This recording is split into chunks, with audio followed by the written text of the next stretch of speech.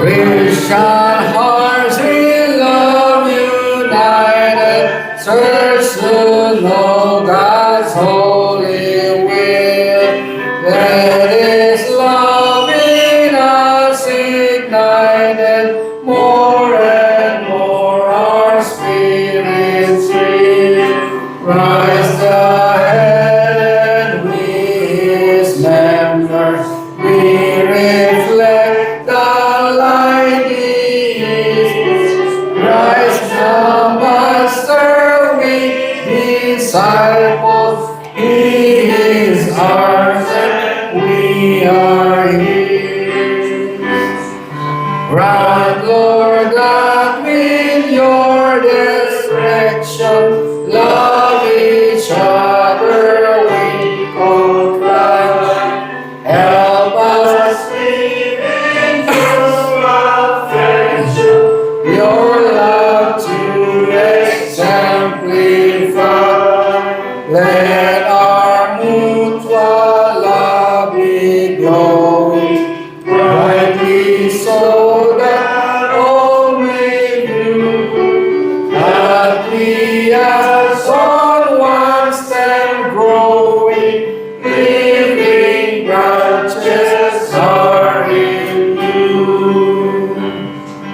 Come then, living Church of Jesus, covenant with Him anew. And to Him who conquered for us, may we pledge our service through. May our lives reflect the brightness of God's love in Jesus shown. To the world we then bear witness, we belong to God alone. Amen. So, interpel lang Sunday school tayo, di London Baptist Confession na. And this morning, sulit-sulitin tayo.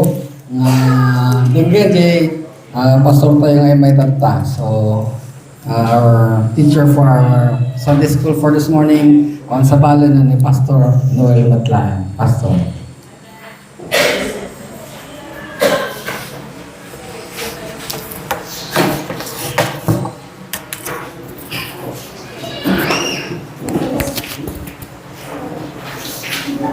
Okay, manalangin po muna tayo. Let's pray. Dakilang naming Diyos, sa aming mga baging Ama, muli kaming humingi ng iyong paggabay at patnubay sa aming Sunday School ngayon at naway maging sa ikatututo ng bawat isa at laltigitay sa ikahahamon para sa gawin ng kabanalan. Sumaamin nawa ang banal mong Espiritu at ang salita mo ang mangibabaw sa aming kalagitnaan ngayon. Panalangin namin ito sa pangalan ng Panginoong Hesukristo. Amen. Okay, ang ating pag-aaralan ngayon ay bahagi ng isang inuulit-ulit ko ay pangunahin sa alalahanin ng isang mananampalataya at yan ay ang kabanalan. At kung tayo ay magpapakabanal, hindi maari na hindi tayo nakikipaglaban sa kasalanan. So we are going to study one aspect of holy living, and that has to do with what to do with sin. The key word for that is mortification. Ang mortification, that's the King James language, na ang ibig sabihin ay put to death. Huwag tayong huminto hanggang ang particular nating mga kasalanan, lalo na yung kasalanang pinakamabigat sa atin, dahil nagkakaiba-iba tayo riyan, ay ating mapatay, mawala na sa kabigatan ng ating buhay at para tayo ay magpakabanal. So isang usapin dito ay ang pagbabago ng pananaw sa kasalanan ng marami. At ang malungkot, malimit itong nangyayari sa mga iglesia, malimit na naituturo mula sa mga pulpito, a way of understanding sin which is not biblical. So I'm calling this sin recast. Ibig sabihin, binago. if you cast something, meron kang ginagamit na panghubog, at merong hinubog na turo ng Biblia tungkol sa kasalanan, pero sa ating panahon, ito ay binabago. At yung mga pagbabagong ito ang gusto kong tingnan natin na maaring na sasagap natin ang hindi natin alam. So, we will consider the issue of sins recast. Sa unang bagay na i-review lang natin ay the importance of mortification of sin and the premises, yung mga dapat na batayan ng ating paglaban sa kasalanan. The view of sin adopted determines how it is dealt with. Kaya kinakailangan tama ang pananaw natin sa kasalanan para malabanan natin ng tama. At outside evangelicalism, there is a denial of sin and human depravity. Outside the Bible-believing churches, ayaw nilang pag-usapan ng kasalanan. Gusto nilang pag-usapan ng pagpapala ng Diyos, kasayahan at iba pang mga bagay. At maring gamitin nila ang pangalan ng Panginoong Jesucristo, pero wala silang pakialam sa kasalanan. That's outside evangelicalism because they have denied the scriptures. But in many evangelical churches, there is widespread redefining of sin. Kaya kahit na dun sa mga iglesia na nagtuturo ng Biblia ay nagiging bago, naiiba ang kanilang pag-unawa ng kasalanan, at kapag nangyari yan ay it results in unchristian notions leading to wrong ways of dealing with sin. Paano ka ba lalaban sa kasalanan kung mali ang iyong pangunawa sa kasalanan? So exposing the wrong views is requisite to right mortification of sin. At yan ang gagawin natin ngayon. We will expose some of those redefinitions of sin that are popular today. Of course, hindi natin matatalakay ang lahat, pero titingnan natin ang ilan sa mga malimit ay nangyayari na ituturo sa mga evangelical, Bible-believing churches, but they are not drawing their teachings from the scriptures. So there are popular recasting of sin. Ang mga titingnan natin ngayon ay yung therapeutic orientation, na ipapaliwanag ko mamaya. The sin is redefined or disoriented emotion. Yan ang tingin nila sa kasalanan. And then that includes lack of self-esteem or guilt as shame. Pag yan ang iyong paniniwala sa kasalanan, may iba kung paano ka makitungo, paano ka makipaglaban sa kasalanan. Ang isa pa riyan ay genetic treatment. When you look at sin or what the Bible calls sin, and then many are treating this sinful lifestyle as genetic, that is something of your physical makeup, ay mawawala rin ang tamang paglaban sa kasalanan. At so sin as genetic is the main concern of this. And then meron ding quote-unquote Christian distortion. Gagamitin nila ang Biblia, pero babaguhin nila ang dapat na pag-unawa ng kasalanan. Dito ay titingnan natin ang false, a very popular false biblical interpretation that includes demonic substitution and hypergrace absolution. Yan ang titingnan natin sa leksyon na ito. Kaya umpisahan natin doon sa therapeutic orientation. Yung kanilang pagtingin sa dapat gawin ng Kristiyano sa kasalanan ay may kinalaman sa ito ay parang sakit. In this therapeutic orientation, sin is viewed as a disease, and therefore the way you deal with sin is treatment and therapy. So sa halip na tingnan nilang paglabag sa kautusan ng Diyos at paglaban sa kalooban ng Diyos, ang tingin nila sa kasalanan ay wala siyang magawa, biktima siya ng kanyang sakit o ng kanyang anumang tinutukoy nila na something that needs treatment. So many times the orientation is that of psychology. Sin is just disoriented emotion. Lack of self-esteem, yung mababa ang tingin mo sa iyong sarili.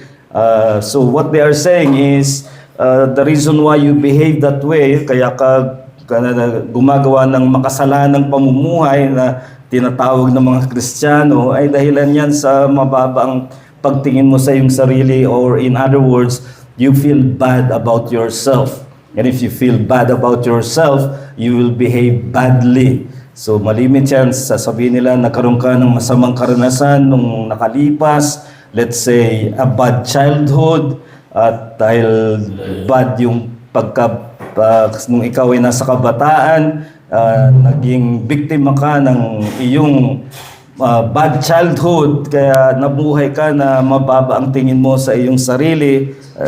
Okay, lack of self-esteem, ang karaniwang paliwanag ng mga psychological ang kanilang tingin sa kasalanan. Many evangelicals, in fact, wrongly use the scriptures where Jesus said, love your neighbor as yourself. Di ba? May nagtanong sa kanya, anong pinakadakilang kautusan? At ang sabi ng Panginoong Jesus ay, love the Lord your God with all your heart. And the second is, love your neighbor as yourself.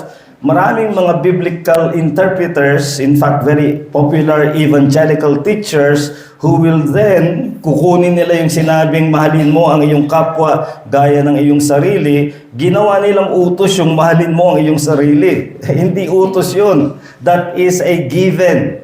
In other words, you do not need to be commanded to love yourself. Di ba? Ang sabi ng Panginoon, on these two commandments hang all the law and the prophets. Kaya yung greatest commandments, dalawa lang.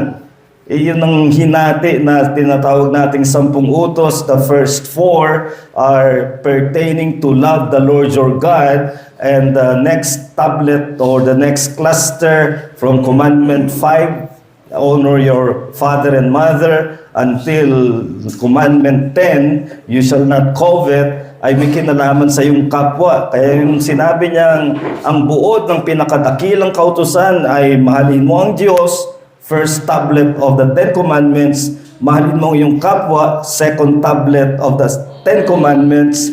Hindi niya inutos, love yourself, kundi in-assume lang niya. He assumed that this is something true. So why do we preserve ourselves? Bakit tayo nag-iingat? At walang masama sa mag-ingat. In fact, kamangmangan yung nagsasabing bahala ang Diyos sa akin at hindi na sila mag-iingat sa kanilang mga ginagawa. The Bible in Proverbs says, the fool sees danger and goes on. Yung nakikita niyang peligro pero tuloy pa rin siya. Hindi pananampalataya yon, kamangmangan yon.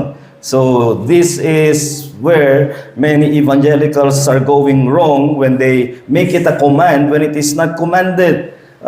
We preserve ourselves by instinct. Now, ang sinasabi ng Panginoon, mahalin mo ang iyong kapwa, gaya na mahal mo naman ang iyong sarili. So, there is nothing wrong with self-love, but it is not commanded. Pero karamihan, ginawang command iyan ang naging conclusion nila, before you can love your neighbor, you must first love yourself.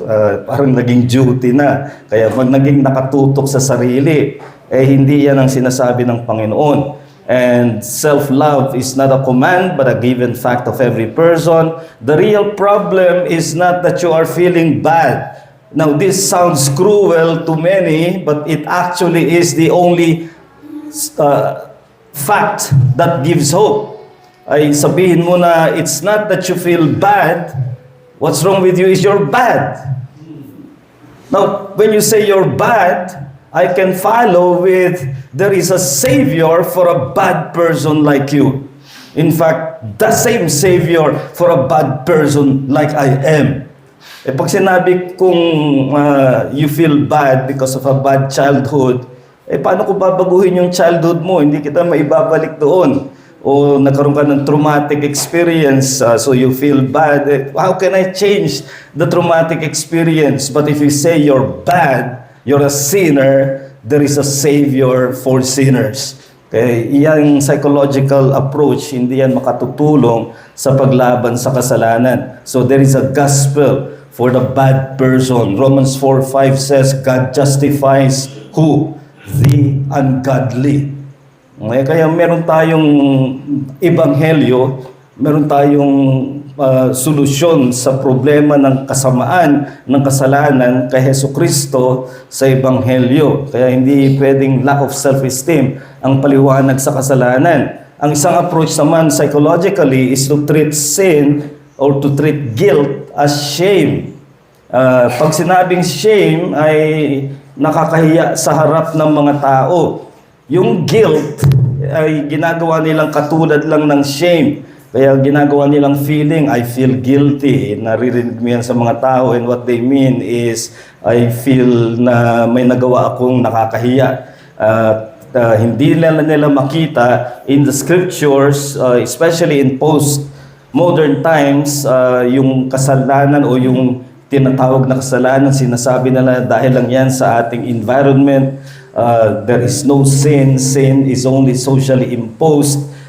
Yan ang natutunan mo kasi sa lipunan na masama ang ganito. At maraming mga psychologists, pinangunahan ni Sigmund Freud of Austria, the father of psychoanalysis, na sinabi niyang ang mga nagpapagilty sa iyo ay dahil sa lipunan. Kaya huwag kang makisabay sa sinasabi ng lipunan na masama. And that's psychologizing sin.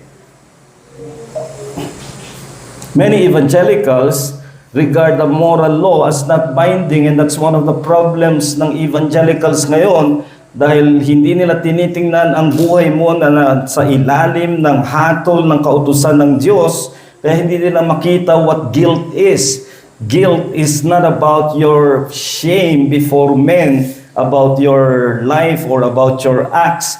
Guilt is your standing before God. Kung anong katayuan mo sa Diyos. Halimbawa, ang huwes, isang hukom, sa korte niya, nagsabi doon sa akusado, guilty as charged. Hindi siya nagsasabi ng nakakahiya yung ginawa mo. Ang sinasabi niya ay, naglabag mo ang batas. Sa makatuwid, this is an objective standing, walang kinalaman ang tingin ng tao, kundi ano ang sinasabi ng batas. At tayo nakalabag sa batas ng Diyos, kaya tayo guilty. Hindi ito shame, hindi ito pakiramdam. At yan, pero yan ang ginagawa ng marami ngayon. Guilt is not shame, but your status before God, which is what the law has convicted us of. Sabi ng Romans 3:19, after niyang sabihin ang kasalanan ng mga paganong hentil, sinundan niya ng mga kasalanan ng mga relihiyosong Hudyo, at pagkatapos pinagsama niya sa Romans 3:19 that all the world may stand guilty before God. So, yan ang guilt. Ano ka sa Diyos? Hindi yung anong tingin sa iyo ng mga tao. So, that's psychological or therapeutic treatment. Meron naman na popular recasting of sin ay genetic. Sinful lifestyle is considered genetic, therefore not a moral choice. Now, we believe in the genetic makeup of our humanity. Meron tayong genetic, magkakaiba-iba ang ating genetic makeup, and some of us appear in a certain way, or even our color, etc. will be because of something genetic in us. Pero ang ginagawa ng marami ay iniuugnay na sa kasalanan. Lalo itong nangyayari pagdating sa gender issues. Ano ka, babae, lalaki, gitna o wala. So the LGBTQ plus community ay pinipilit nila na there's something genetic na kaya kahit na ikaw ay mukhang lalaki, ikaw ay lalaki sa iyong katawan, pero genetically ikaw ay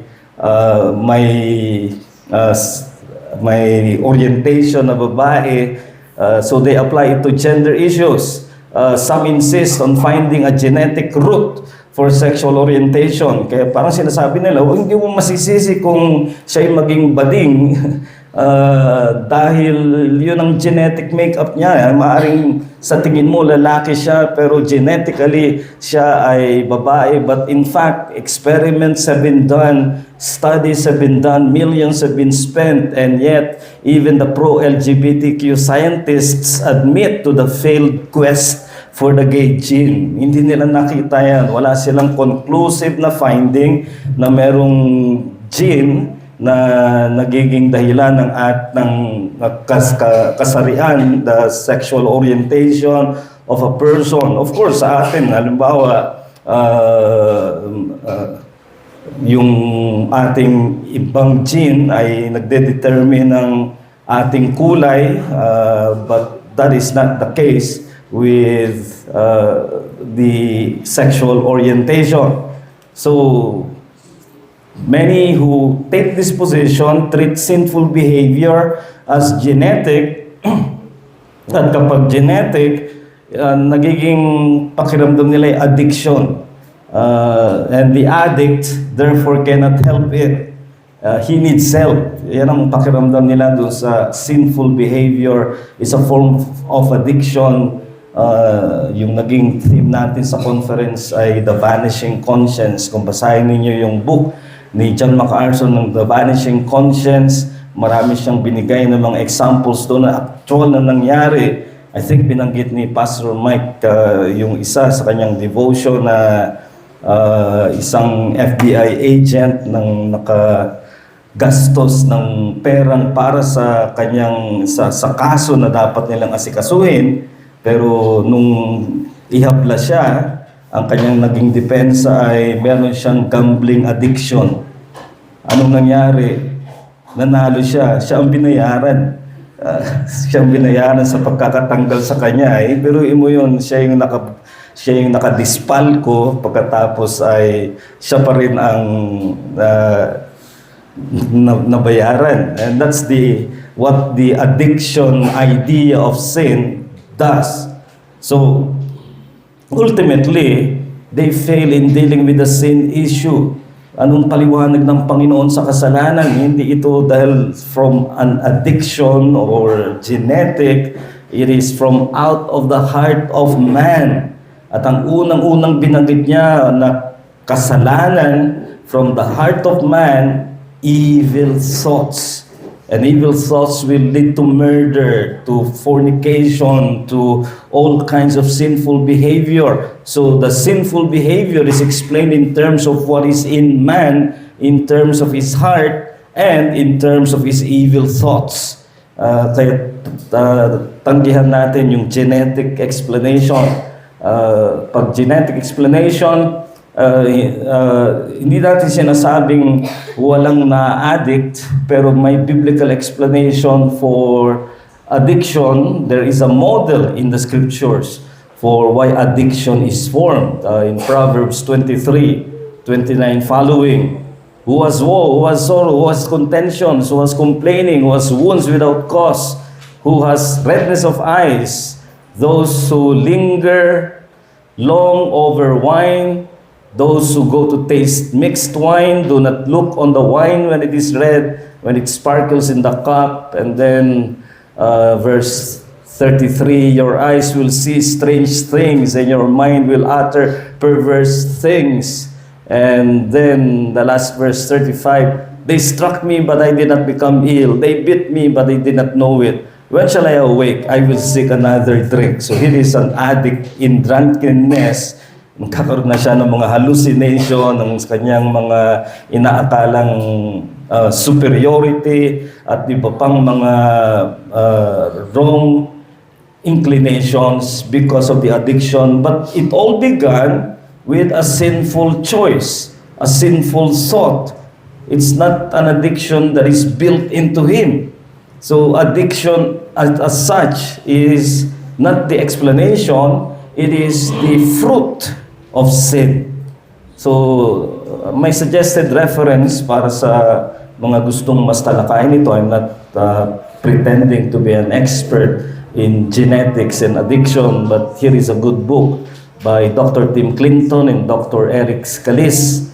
a quick reference guide to addictions and recovery counseling. They are both Christians and they are experts in matters genetic and matters of addiction.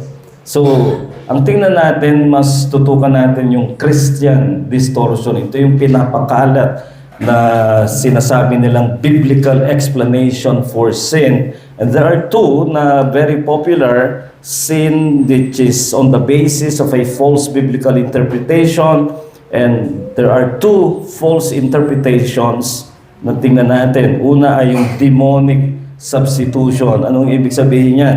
Yan yung mga, ang tingin nila sa kasalanan ay demon. The charismatics tend to identify serious sins as demons. So they talk of my demon of pride, my demon of lust. Kapag demon ang sin, anong gagawin nila? Exorcism. Cast away, you sin of pride, or you sin of lust. Naalala ko na ako'y batang-batang Kristiyano. Ako'y siyempre, as a young man struggling with sins, kinonsult ko yung aking Bible study leader. How do I deal with my sins? Ang sabi niya, isulat mo sa isang papel ang lahat mong kasalanang ini-struggle. Ipanalangin mo, pagkatapos sunugin mo yung papel. Ginawa ko naman. Nakasulat ako ng 10 kasalanan. Pinanalangin ko at sinunog ko. Pagkatapos noon, 11 na ang kasalanan ko. Nadagdagan ng illusion. Illusion na natanggal na yung kasalanan dahil may ginawa kang ritual ng pagtaboy sa kasalanan na para bang nagtataboy ka lang ng demonyo. Because this is failing to accept your sin as your sin, not demon. Of course, the demons make it worse in terms of temptations, but the sins are not demons. When it becomes demon of pride or lust, yun nga, you will resort to some kind of miraculous act to deal with sin like exorcism, and that is not the answer. Mortification is the discipline of battle with sin until it is killed. And that's our main text, Romans 8:13. If you by the Spirit mortify the deeds of the body, you shall live. A mortification is a regular discipline. Discipline na yan, hindi yan isang magic chant or words na pag binanggit mo, tanggal ang kasalanan mo. Yan ay tuloy-tuloy na pakikipaglaban. And then the other popular is the hyper grace absolution. I'm not sure how much it has reached this place, but this is very popular in Manila, in the South, ewan ko dito sa North. Joseph Prince is the one who started this movement, and he is based in Singapore. He spearheaded yung tinatawag na hyper grace. Kinuha niya yan sa Romans 5:20 na sinasabing where sin abounded, grace did much more abound. Yung more abound doon in Greek is hypergratia or hypercharis rather, which means hyper kung grace kung iyong ililiteral translation. And based on that verse, where there is sin, grace is more abounding. Ang isang notion ng hyper grace absolution is that a Christian, being forgiven of all sins, need not confess and seek forgiveness. Ibig sabihin, inaamin nilang nagkakasala pa ang Kristiyano, pero hindi na niya kailangang humingi ng tawad dahil ang kasalanan niya pinatawad na lahat. Dahil pinatawad na lahat, huwag mo nang ihingi ng tawad.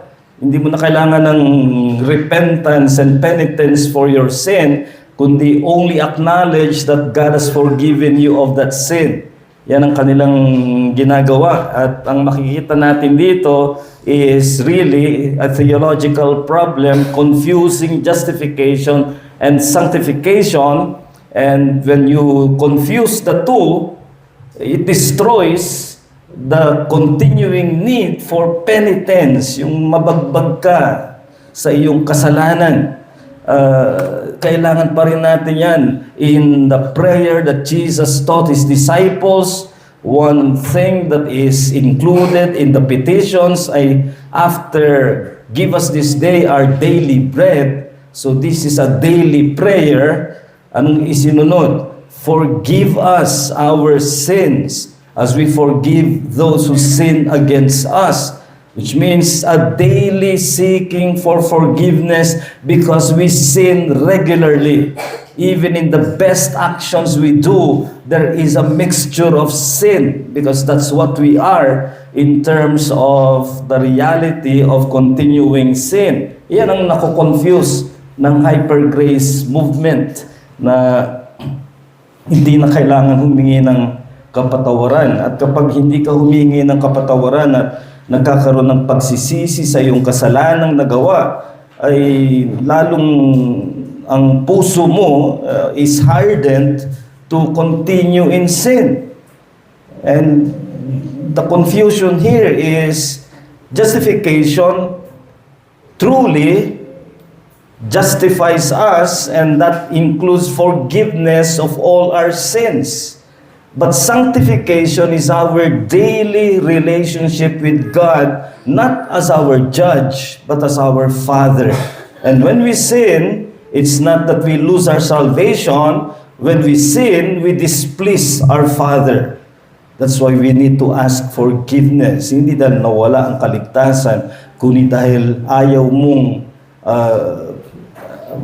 gumawa ng anumang hindi ikalulugod ng iyong ama, kaya humihingi ka ng kapatawaran sa iyong ama.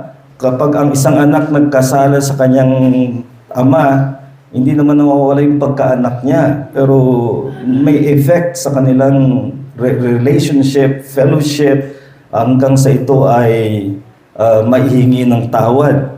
So, we are justified before God as judge, but we confess to Him as our Father. That's the petition Jesus taught should be daily. Forgive us our sins.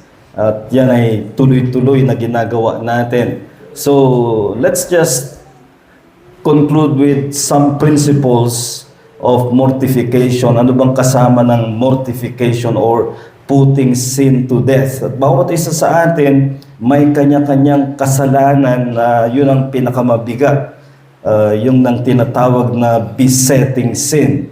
In Hebrews 12 verse 2, the sin that so easily besets us, or what the Puritans call darling sins. Yung hindi natin maisuko na kasalanan, yun ang higit nating labanan. Pero paano ba nilalabanan ng kasalanan? Just a brief review of the principles involved. Mortification is by the power of the Holy Spirit. You cannot mortify sin by sheer discipline or sheer resolution. Sabihin mong lalakasan ko ang aking resolusyon na hindi ko nagagawin ito. Pagkatapos ng resolusyon na yon, andun ka na naman, bagsak sa kasalanan. So kailangan umpisahan natin na hindi natin mapapatay ang anumang kasalanan sa buhay natin, kundi sa kapangyarihan ng banal na Espiritu. And then mortification targets specific sins. Kaya makikita ninyo maraming listahan ng kasalanan sa Biblia, sa Bagong Tipan. Maraming mga passages talagang pinapangalanan ang mga kasalanan. Anong tinuturo noon sa atin? Ang itinuturo noon ay huwag kang lumaban sa kasalanan in general or vaguely. Yung sabihin mong, Panginoon, patawarin mo ako sa aking kasalanan. Lalabanan ko ang aking kasalanan. Pangalanan mo. Alamin mo anong kasalanan ang nagiging balakid sa iyong lubos na pagpapakabanal at doon mo itutok ang paglaban sa kasalanan. So it must target specific sins. Is it pride? Is it anger? That is impatience or lust or whatever. But it must be a targeted sin. O in term ng tawag ko rin ay you must have a project of mortification. A project about a particular sin na you want to mortify. Kung mortify sin in general lang, wala kang talagang nilalabanan. Pag nag-strategize ang isang commander sa isang labanan, ay talagang tinutukoy niya ano ang dapat na spot that we should attack.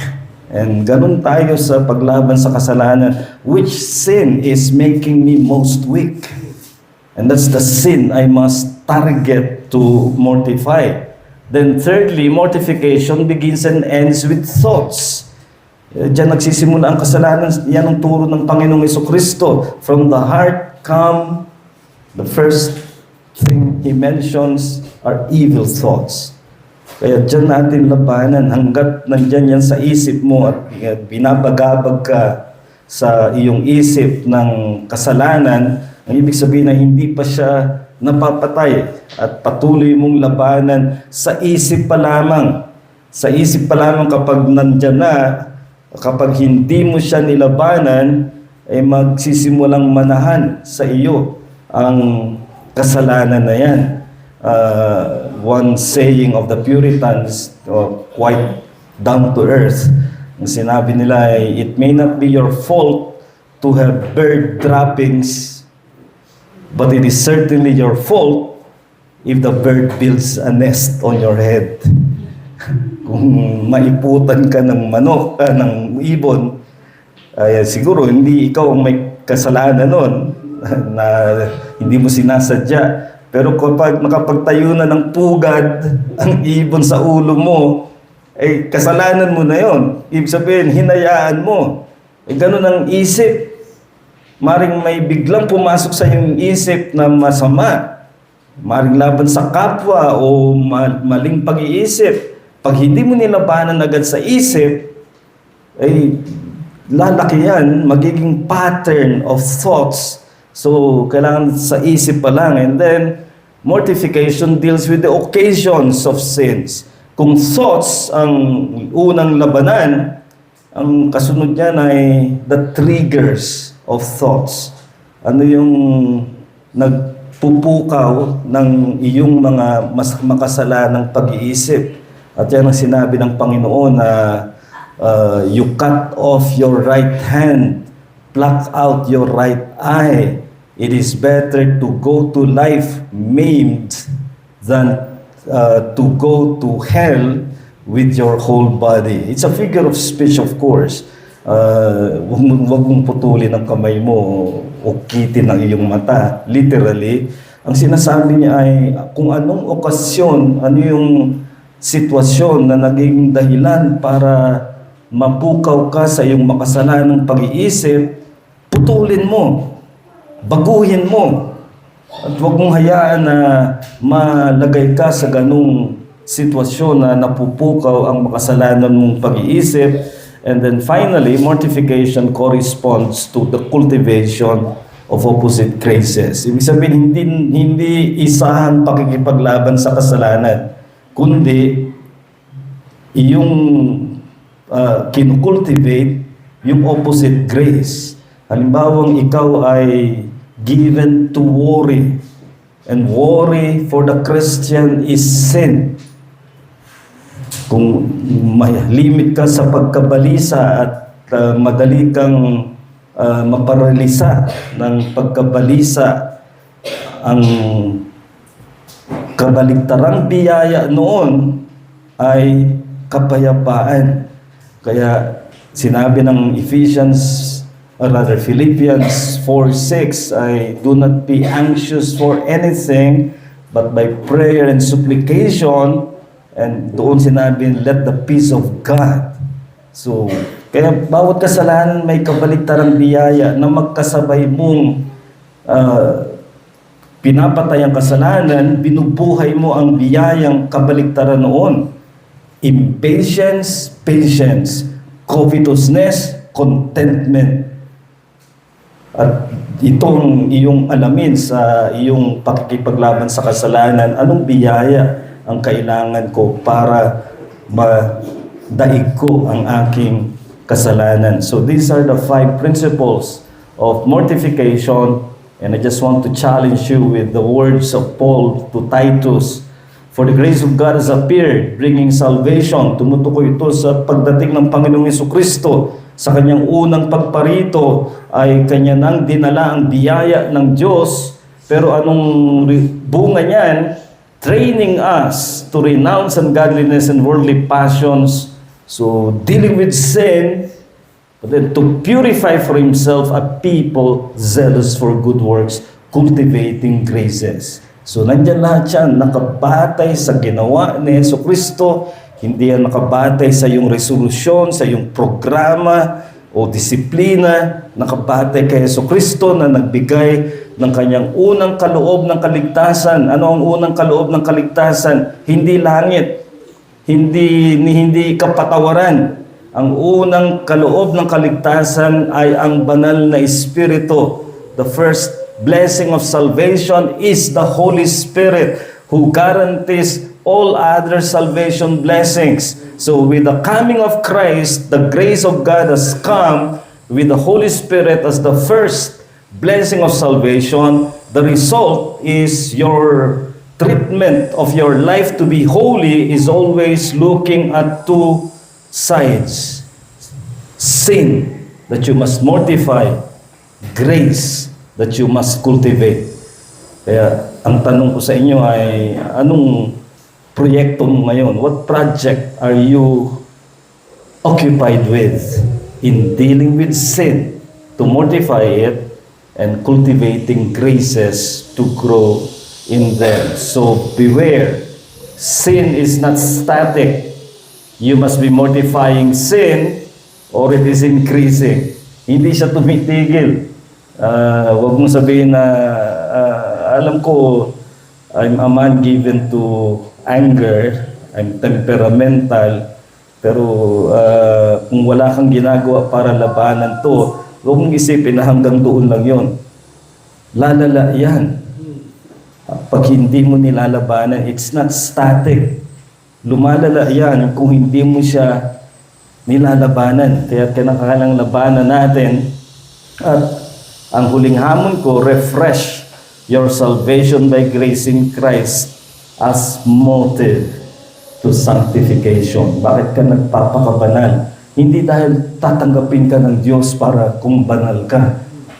And that's salvation by works. Kundi dahil tinanggap ka ng Diyos kay Kristo.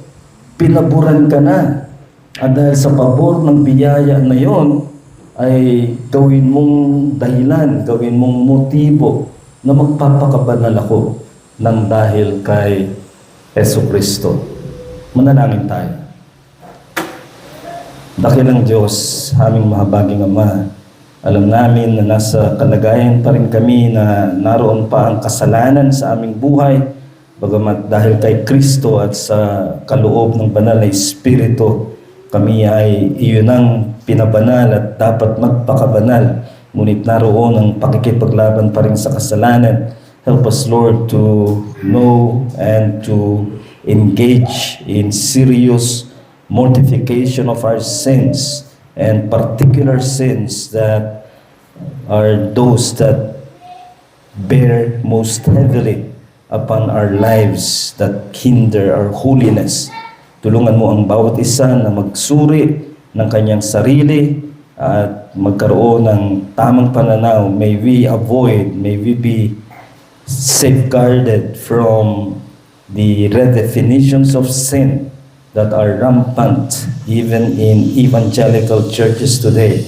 May we reject the therapeutic treatment of sin, the genetic, or even the Christian false interpretations of scriptures demonizing sin or thinking of sin as not needing daily forgiveness. Tulungan mo ang bawat isa na maging seryoso sa paglaban sa kasalanan at sa pagpapalago ng aming mga biyayang katangian ng dahil lamang sa pinaburan mo kami ng biyaya kay Jesucristo. Panalangin namin ito sa pangalan ng Panginoong Jesucristo. Amen.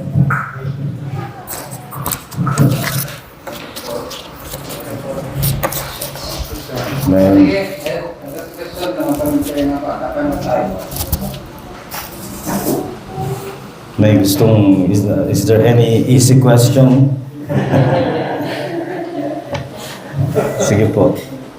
Easy, hindi naman question, but if the simplifies my understanding of what sin is, because in college,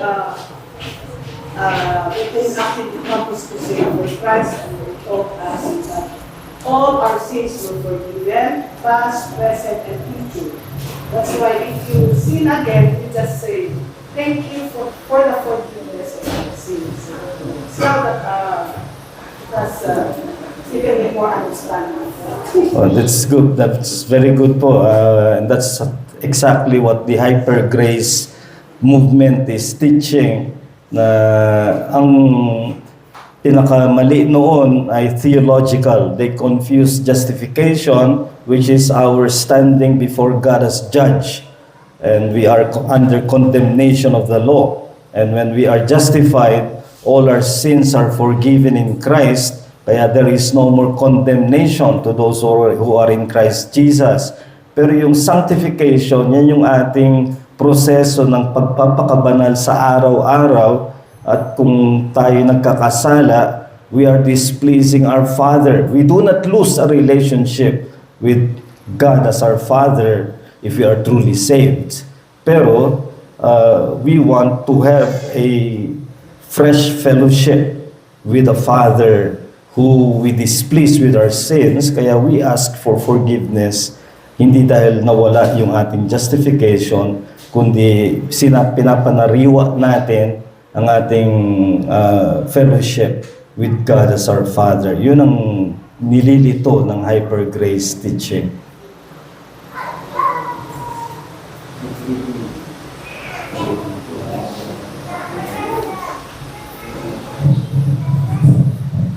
Sige po. Hindi explain yung about yung reading ng Holy Spirit kapag nagkatawa tayo ng nagre-reach paano natin co-concretize sa isang babaw na explanation. Paano yung reading? Lumuluha ba yung Holy Spirit? Hindi, ang siya yan po ay nasa konteksto ng samahan sa iglesia. Hindi tinutukoy na every sin grieves the Holy Spirit. Of course, every sin is against the Holy Spirit in the sense that the Holy Spirit, precisely because He is holy, is against any sin that we commit. Pero yung grieving the Holy Spirit, which is found in Ephesians 4:30, ay nasa konteksto ng mga kasiraan ng relasyon sa iglesia. Listen sa Ephesians 4:30, do not grieve the Holy Spirit of God, by whom you were sealed for the day of redemption. And then ang kasunod ay, let all bitterness and wrath and anger and clamor and slander be put away from you, along with all malice. Be kind to one another, tender-hearted, forgiving one another, as God in Christ forgave you. So who grieves the Holy Spirit? The church can grieve the Holy Spirit because of a wrong relationship with one another.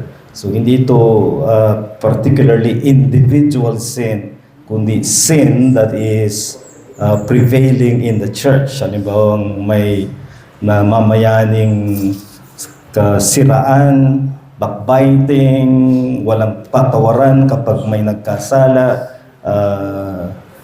kapag may resentment, bitterness, yan yung grieving to the Holy Spirit. Why? Because Ephesians 2:20 and following tells us na the church is the temple of the Holy Spirit. Nananahan ng Espiritu sa iglesia na parang kanyang templo o sangbahayan. Kung nakikita niya ang mga naninirahan sa kanyang sangbahayan ay nagkakagalit at nagkakawatak-watak, doon siya napipighati. So grieving the Holy Spirit is a sin that prevails in the church. Hindi not so much personal sin. Pastor Manny. Pastor, yun po bang mortification ay magaganap sa lifetime natin? Ibig sabihin, meron tayong mapapatay na kasalanan habang buhay pa tayo? While we don't believe in perfection in this life, meron ba talaga mga kasalanan na sabi natin, na mortify na natin at hindi nababangon? Kung meron, Pastor, can you give a personal example of mortified sin in your life as a pastor?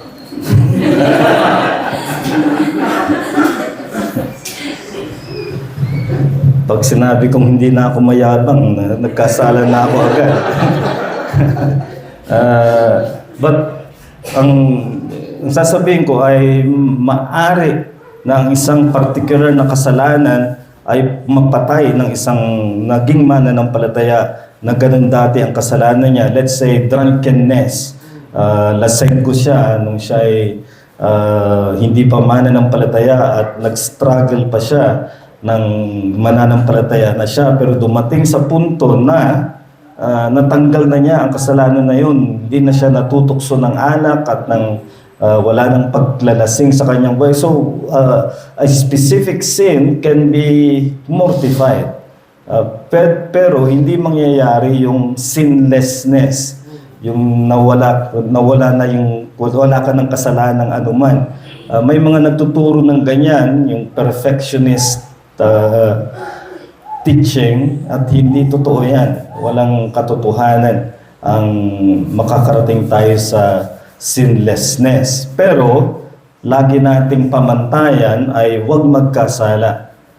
Pero lagi tayong magkikipaglaban sa kasalanan. 1 John 2:1, my little children, do not sin. Huwag kayo magkasala. Yan ang pamantayan natin. Pero agad dinagdag ni John, but if anyone sins, because mangyayari at mangyayari. But if anyone sins, we have an advocate with the Father, Jesus Christ, the righteous one. Kaya balansehin natin. Meron kasing magsasabi, hindi tayo magiging sinless, kaya pabayaan mo na sa akin ang kasalanan na ito. Hindi na niya nilalabanan. Tinanggap na lang niya na, ay, wala namang sinless. Kaya hindi pwede ang ganong attitude. Hanggat makikita mo ang iyong kasalanan, labanan mo. Pero huwag kang dumating sa puntong aangkinin mong wala na akong kasalanan. Any last two questions? Sige, Dayan. Regarding hindi siya exactly mortification, there's a forgiveness sin. Sa Mark 3, yung about blasphemy po, truly I say to you, all sins will be forgiven the children of man, and whatever blasphemies they utter, but whoever blasphemes against the Holy Spirit, whatever has forgiveness. So, ano po yung ibig sabihin? Okay, madalas itanong yung the unpardonable sin. Ano ba yan? Yan ay nasa konteksto ng response ng mga Pariseo kay Jesucristo na sinabi ng Panginoon na mayroong dalawang bagay. Una, alam na nila dahil nakita nila, hindi nila maitanggi yung katotohanan, so they have the knowledge, but secondly, they resist. They continue to resist. Patuloy nilang nilalabanan yung alam nila na totoo kay Jesucristo.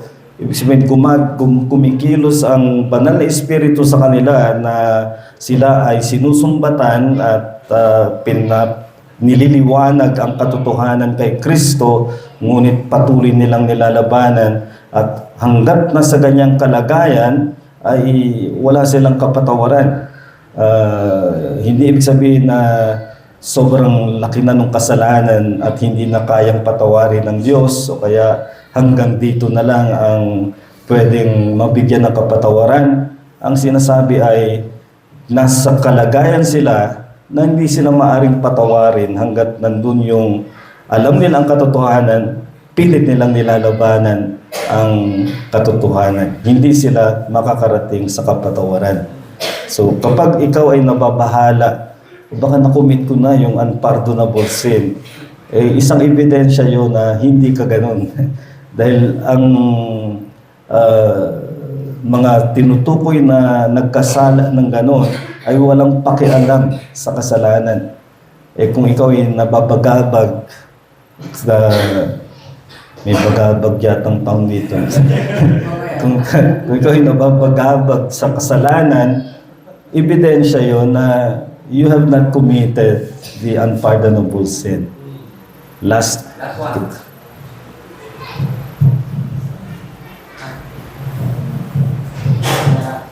Pastor Roy. So may kaibigan po ako dati na Amerikano na hyper-grace. Tapos ang napipilitan niya, Pastor, is yung 1 John chapter 1 daw ay para sa mga unbelievers. Tapos chapter 2 the rest para sa believers na. Kaya yung chapter 2 daw, wala daw pong sinabi na confess. Pero lang advocate. Paano po yan? Unang-una, yung original scriptures, wala yung chapters, wala yung verses. Kaya hindi siya pwedeng gumawa ng paghahati na parang nag-chapter 2 si John. Yan ay later idinagdag. Bagamat it's very helpful at panatilihin natin yung chapter and verse. Pero sa original, walang division of chapter and verse. At ano yung nasa chapter 1? Andun yung verse 7 na sinabing, if we walk in the light as He is in the light, we have fellowship with God and with one another. So that's Christian, di ba? Fellowship with God. And then sinabi roon, if anyone says, I have not sinned, he deceives himself and he is a liar. And then chapter 1 verse 10, if anyone says, I have no sin, he deceives, the truth is not in him. Pero in between, verse 9, if we confess our sins, He is faithful and just to forgive us our sins, etc. So, yan ay mga pang-Kristiyano. Ang buong 1 John. 1 John 5:13, I write these things to you that you may know that you have eternal life. So, it's for Christians. Artificial yung hatiin ni Joseph Prince yung scriptures na walang ganong paghahati sa original. So, thank you very much.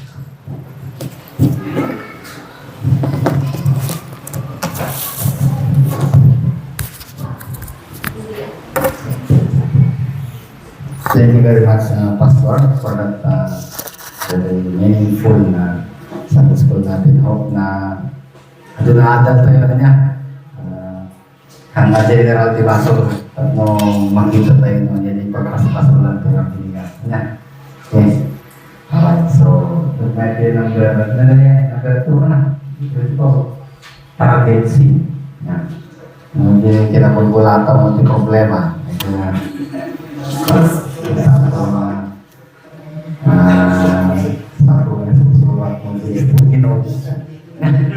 Okay.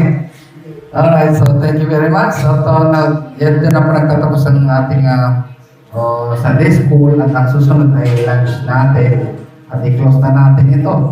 Tawagin natin si Pastor Manny na siyang manalangin sa closing prayer ng ating Sunday School at meron din tayo salo-salo pag-isali na lang yung ating lunch natin, lunch fellowship natin. Pastor? Tayo po ay manalangin. Maraming salamat o aming Diyos sa iyong kagandahang loob sa amin bilang mga makasalanan dahil sa biyaya ng kaligtasan. Kita namin kung gaano kamangha-mangha ang iyong pag-ibig sa mga katulad namin. At sa kabila ng aming pagiging makasalanan ay meron kang iniuutos na ang mga kasalanan ito ay patayin namin at binigyan mo kami ng banal na spirito upang ito ay magawa namin sa aming mga buhay. Kaya Panginoon, dalangin namin na patuloy ay mapag-ibayo ang pagsisikap sa kabanalan sa aming mga individual na buhay at sa aming buhay bilang isang iglesia. Nawa ay isulong mo ang kabanalan sa aming mga puso at sa aming iglesia upang ikaw ay patuloy na malugod sa aming buhay at kami naman ay mapagpala mo, Panginoon, ayon sa iyong mga pangako sa mga anak mo na lumalakad sa kabanalan. Patuloy mo nga kaming palakasin ang iyong salita bilang pagkain ng aming kaluluwa. At ang mga salitang ito ay magiging ilaw, gabay, tanglaw sa amin. Habang kami ay nabubuhay, binibigyan mo kami ng pagpapatuloy sa aming pag-iral bilang mga mananampalataya. Habang naghihintay kami ng pagbabalik ng Panginoong Hesus, sana ay madalisay na patuloy ang aming mga buhay at pag-ibig sa bawat isa. Yamang lahat kami ay makasalanan na binigyan mo at nakinabang ng biyaya ng kaligtasan. At ngayong tanghali rin, Panginoon, maraming salamat po sa aming pagkain pangkatawan. Nawa ito rin ay magdulot ng kalakasan sa amin at kagalakan, hindi lamang sa aming mga puso, maging sa aming mga katawan upang maipagpatuloy namin ang mga gawain na aming nais maabot sa araw na ito. Maraming salamat sa mga kamay na naghanda nito upang meron kami mapagsaluhan ngayong tanghali. Pinupuri ka namin sa lahat ng mga biyaya na pinasagana mo sa aming kalagitnaan sa araw na to ng pagsamba. Sa pangalan lamang ng aming Panginoong Hesus. Amen.